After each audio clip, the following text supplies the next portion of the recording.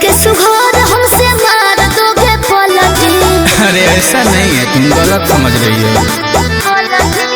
दिल लेने देने की न करनी है गलती, देख के सुघोर हमसे मार दोगे पलटी।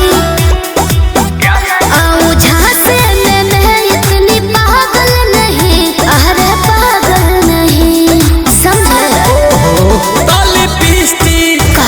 ताली पीस्ती खराब होगा काजल नहीं, खाली नथिए उतारूंगा छागल नहीं। कि लिपस्टिक खराब होगा काजल नहीं, खाली नथिए उतारूंगा छागल नहीं। ऐसा क्यों?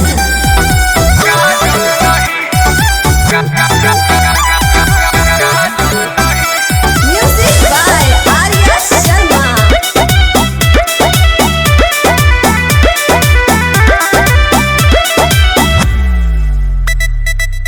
है सारे लड़कों की आदत पुरानी, छोड़ देते हैं यूज करके जवानी।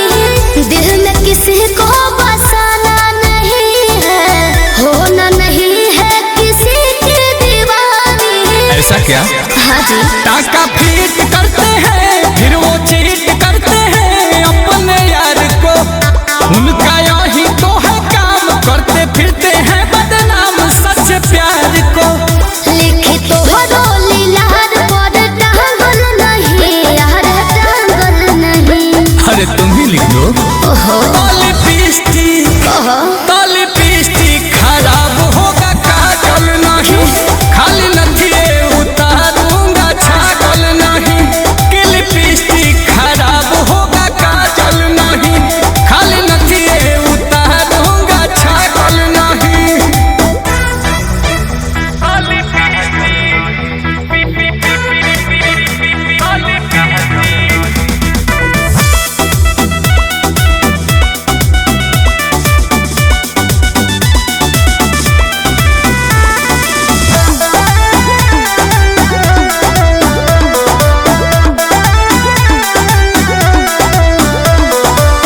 अच्छा है लड़की पटाने के फंदा, होना नहीं है मोहब्बत में अंधा।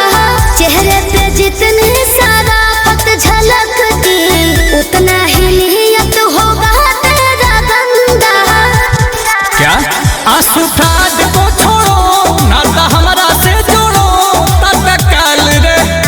आओ नील कमल के पास, जोड़ी लागेगा झकास बेबी डाल रे। दिल जागल सही, दिल लागल यही, अरे लागल यही। अरे सही पकड़ी हो। ताली पीस्ती खराब होगा काजल नहीं, खाली नथिए उतारूंगा छागल नहीं। ताली पीस्ती खराब होगा काजल नहीं, खाली नथिए उतारूंगा छागल नहीं। क्या बोलती हो? ओके।